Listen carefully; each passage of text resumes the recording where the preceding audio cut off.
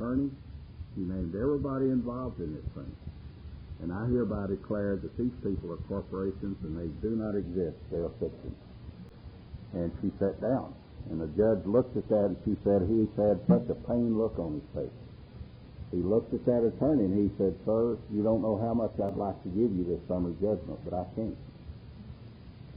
This lady keeps her house and she's dismissed from bankruptcy."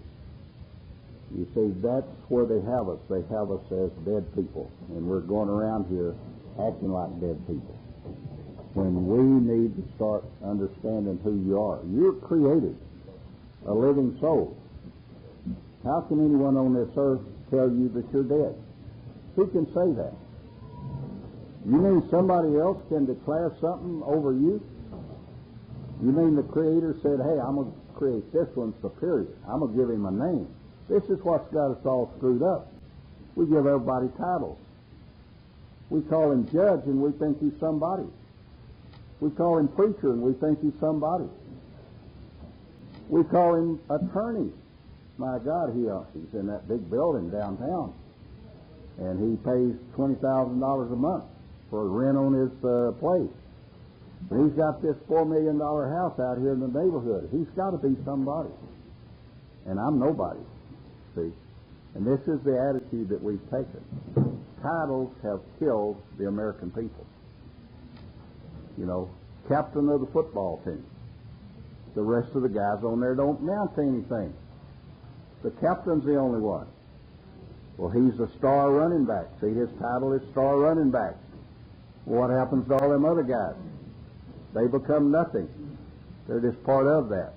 We put titles on people. Doesn't take anything away from being a good running back. But he's just one of the 11 on that team that happens to be out on the field. And the same thing with all these other people. Why do you go to people and say, "Hey, I want you to figure this out for me," when you can do it just as well as they can? And you've got your own interest at heart. Most people have what at heart when you come around and want them to do something for you? Your pocketbook. They look around the back of you and they see it's pretty fat and they say, this guppy has come by and I'm going to live good. And, honey, let's go out to eat tonight. We're going to eat steak. You know, this is what it's all about. It's about money, greed. You're going to get your money because I have a title and you came to me. And the funny thing, I talked to my youngest son, who's with a huge company. As far as I know, it's huge anyway. It's the largest in the world of whatever they're into. And I don't even get into it with him, what they're into. It has something to do with health and all that stuff. But he and I don't talk about that. But in talking to him, he understands everything I understand. And he said, "Dad, I don't let any of them handle my money. I don't let brokers handle my money." He said, "I make all my investments myself." And he said, "I'm like you. I'd rather lose. If I bet on a horse, I want to be the one to give the money. Because I give the money to that guy and tell him to go bet on the horse. He might tell me he bet on the horse, on this horse, but he really bet on this and he won a lot of money and said, 'Your horse lost.'" And this is what's happening to us. When it comes to money, there is no honor. They'll lie to you in an instant if they can keep some more of it.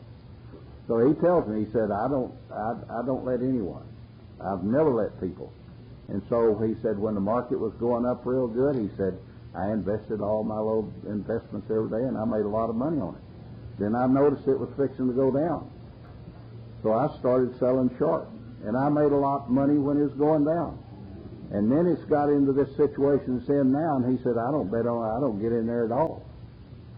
Because you're really taking a chance, he says, because this thing can go up or go down. You can't bet, you can't go short, you can't bet it's going up. But all I'm telling you is that you have to come to the point to make your own decisions about who you are. And someone asked me tonight, said, you mind if we take your tapes and start another group over and so? And I said, have at it. You're a free man. I am not up here trying to control anyone. It really angers me when someone comes with that attitude to me. I have no control over you whatsoever. I'm trying to teach you to start controlling yourself and doing everything for yourself. I can tell you that, and Larry will tell you, this has gone everywhere in this country. It is everywhere. Detroit, it's gone to the coast, it's gone to Connecticut. People, and they think they're the only one up there. They'll say, I got your tapes and I'm listening to them, and I'm the only one in Connecticut. Nobody else even thinks about this, you know. And then all of a sudden they run into somebody else. And after a while they got a little group. Now the thing starts spreading. And it's all over North Carolina, South Carolina, Florida.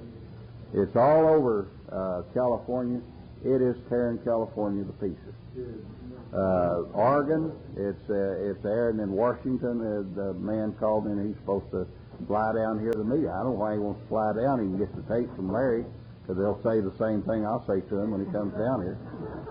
You know, and that's what I'm saying. That's what this thing, and that was we've had people over here that come over from Louisiana to the meetings, from Mississippi, from Tennessee. Had a whole big group come down from Nebraska. So I told this man, I said, now a guy called me tonight from Canada, and he's coming down Sunday. And he said, we need to get all this stuff and get going. We got tons of people up here that's losing their houses and stuff. And so we need to find out about this. And I said, well, Saturday and Sunday, and it just so happens that this Saturday and Sunday I have off. But for 8 Saturdays and Sundays in a row, I was going somewhere.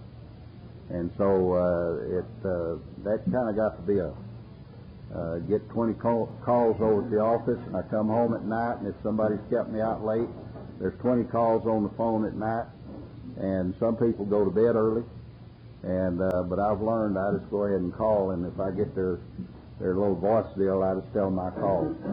You can call back if you want to, but you know, but it just got that way, but it's kind of straightening out now.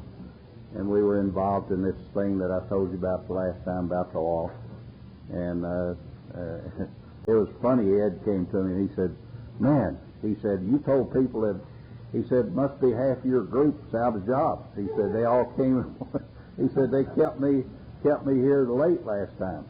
And he said, and then you started hollering at me and telling me to come on. And they're wanting to give me their names so they can get into this. And so, but we're getting that finally put together to where people can use it and make a good living, because the air conditioning part of it is such a phenomenal product.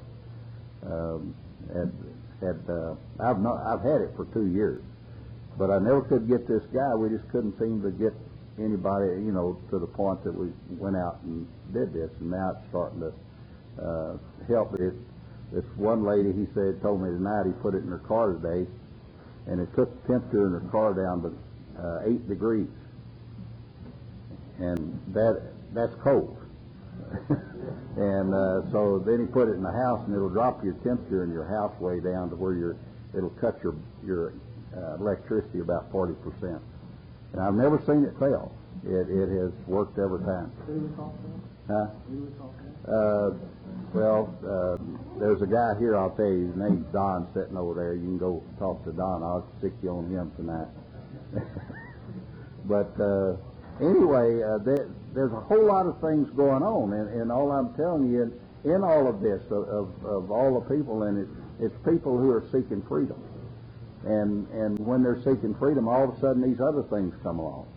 And so this thing is, if you don't have a job, this is a good thing to get into. It's very easy. You'll be supplied the kit and all that other. It's very easy to do. But that's just a side issue with what we're doing and what we're here. If you read this paper, and it tells you, gives you the instructions and what the paper is about.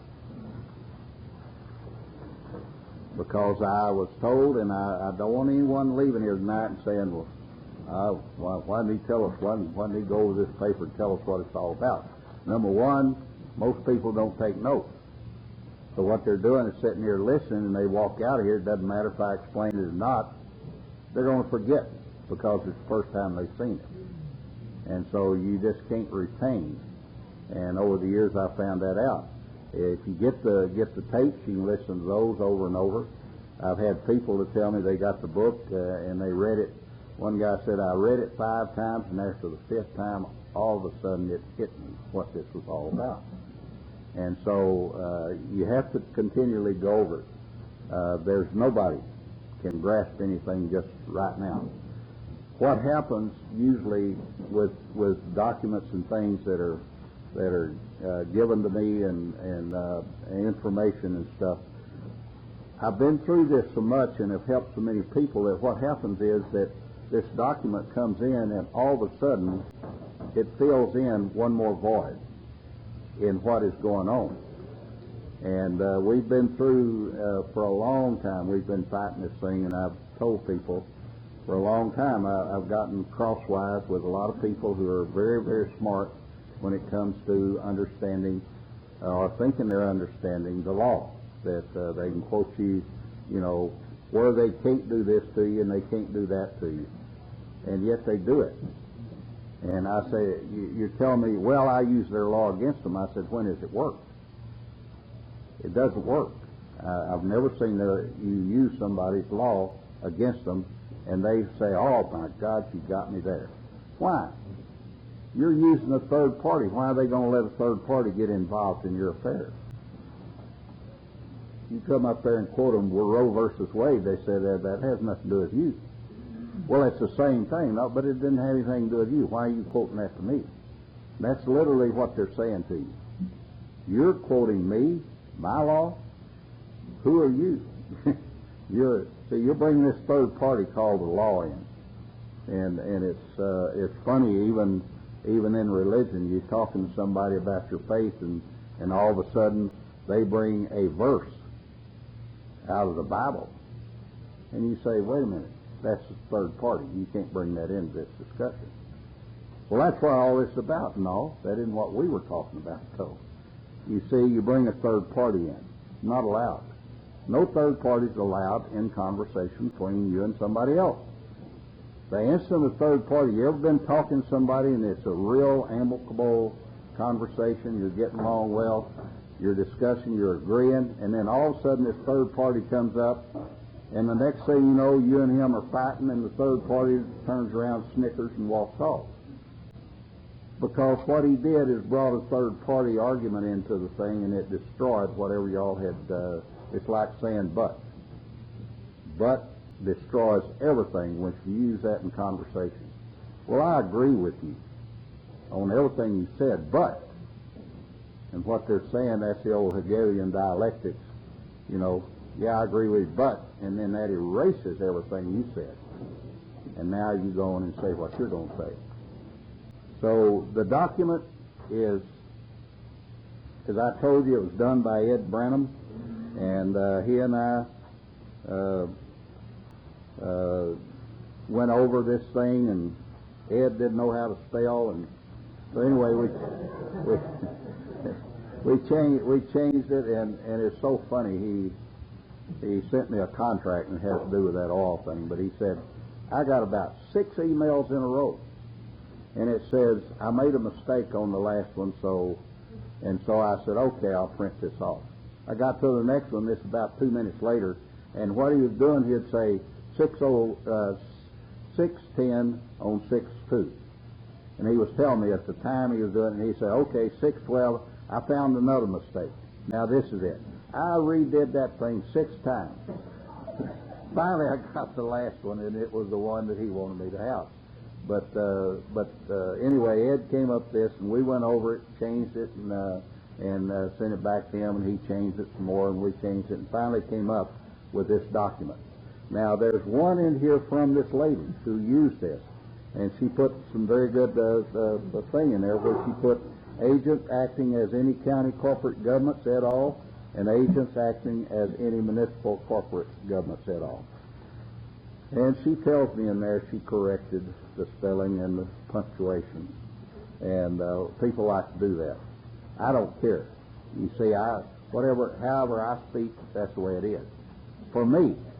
And if you want to take it and redo it, that's your prerogative to do so. And there's no animosity. I don't care if that's the way you think, and that's the way you should think, because you understand it that way. That's what's wrong with us, is we start trying to take somebody else's stuff and start trying to put it into our on our picture scale, and we all paint a little different picture. We come up with the same thing, but because we think different, we're all different. I mean, it's that simple. We're all different. And so when you get any of these documents and you think a comma should go in here, it shouldn't go in here, then put it in. You're not hurting me, and you're sure not going to make me mad. If you want to use this and do anything you want to do with it, as I tell people, I give them that book. My name is not on that book anywhere. Now, I came up with all that stuff, but it came from various and different places. Why should I put my name on and try to claim it? See, it belongs to everybody. And so they say, well, I want to, you got all this and this and this. I said, it's your book. What are you talking to me about it for? Change it. Well, you don't bother you? I said, I don't care. You can go and change it anyway. If I cared, I'd just be mad, and you'd be off over there giggling because you changed it anyway. But the issue is, these are yours. Anything that you're given, what did I tell you? When I offer you something and you take it, who does it belong to? It belongs to you. So take it then and correct it and do whatever you want to. If you're like Rodney in The Wizard of Oz and you get hung by your feet, then holler at me and I'll say, if you change something. But old Rodney's always calling the king Shorty. And every time he does, the next picture he's hanging by his feet in the jail cell. He's always making that mistake. But really, on these things, she made some very good additions to it. She didn't change the document. She just made some good additions to it. So you do the same thing. And she put those. Those were important to her, those last two. Now, we look on there and we see state of Texas, state of New Mexico, state of Colorado, state of Wyoming, state of Oklahoma, and state of Kansas. Why do we do that? Because they belong to us. They belong to the Republic. And so we're just letting them know. And that's what she did. She told them she belonged to the Republic. Colorado. She's in the part of Colorado that belongs to us. And she told them. They didn't deny it. They're over there now, New Mexico is fighting with the state of Texas. State of New Mexico is fighting with the state of Texas and telling them that they have, 600 and some odd thousand acres of land that belongs to New Mexico. And then we sent them a deal and we said, no, you have 23 counties that belong to the Republic. Now that's really going to get into a three-way deal. Because these two states, these two corporations are fighting over something that don't belong to them. And then we come in, we say, by treaty, that's ours. You never had that to begin with. You promised to pay us, and you didn't pay us, so give us the land back. That land belongs to Texas, and it belongs to the Republic. Had something last week. I went to a graduation down in Belton. Belton High School was graduating. They had 400 eager little beavers waiting to. They were told the same thing. The world's been waiting for you from the time you was born. Now go out there and get them, boy. They're waiting for your brilliance. What they don't tell them is behind that curtain is a buzzsaw, and as soon as you go out there, it starts chewing you up. But they don't tell them that. They let them think that the world is waiting on them, and that's good. But they had a Pledge of Allegiance ceremony, and on both sides of the stage they had a Republic of Texas flag, but it had a yellow fringe around it, and it was hanging down from a mast. They had two United States flags horizontal with no yellow fringe. When they did the Pledge of Allegiance, they went and got the Texas flag with the yellow fringe around it and held it out for them to make their pledge to. And I thought, and I guess that's why I don't want to caught that. because, but I sat there and I said, I can't believe this.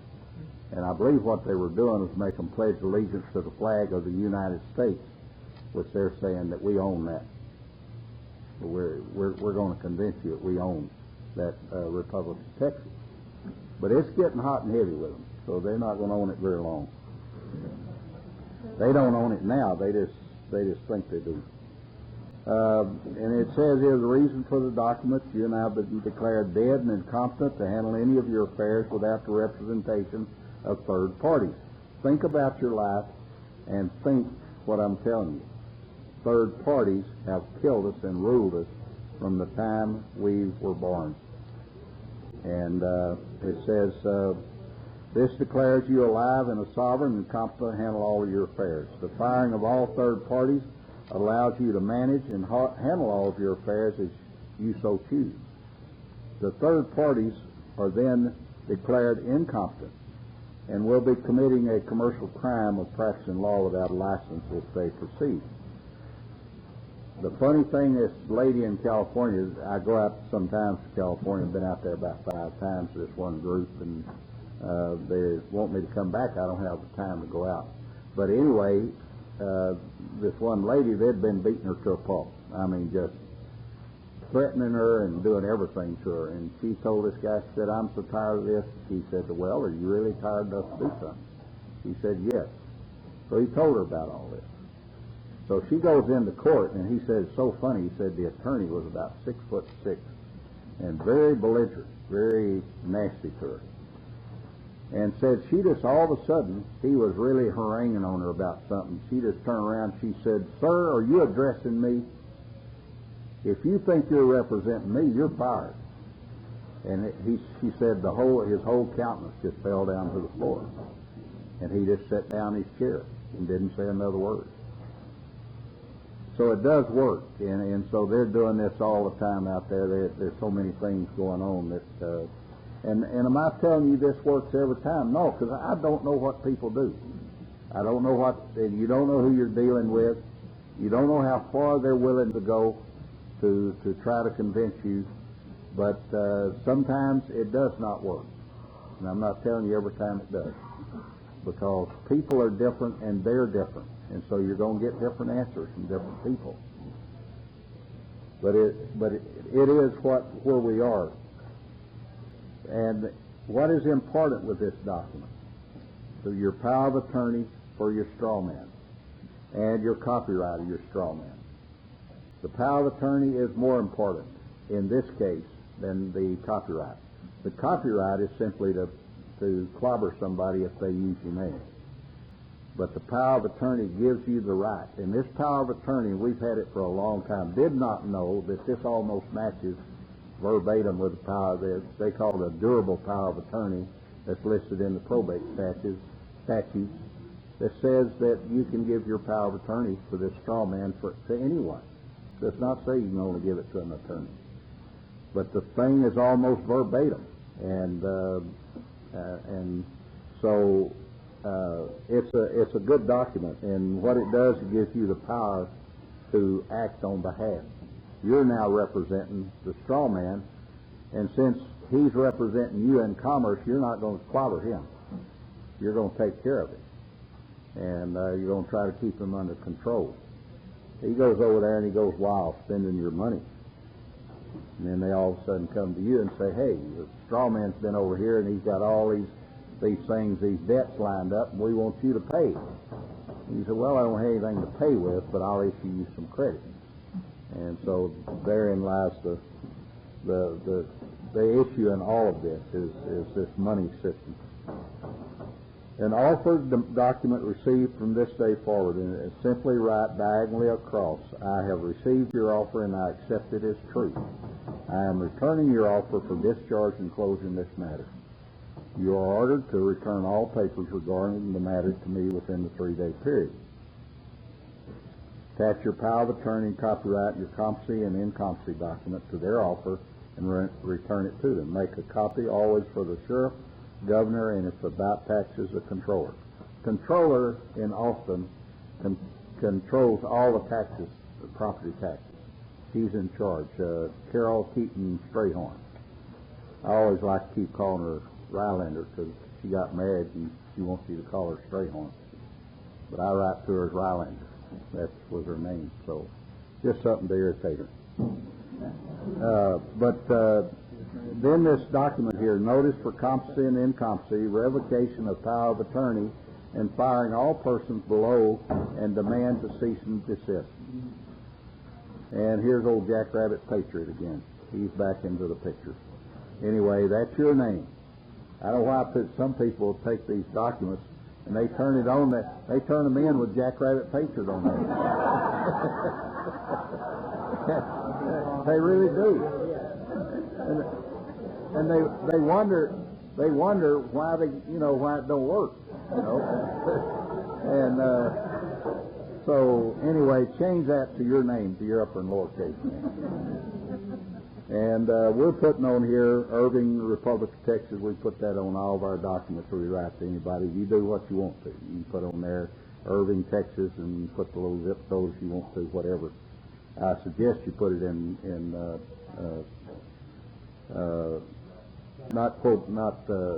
brackets.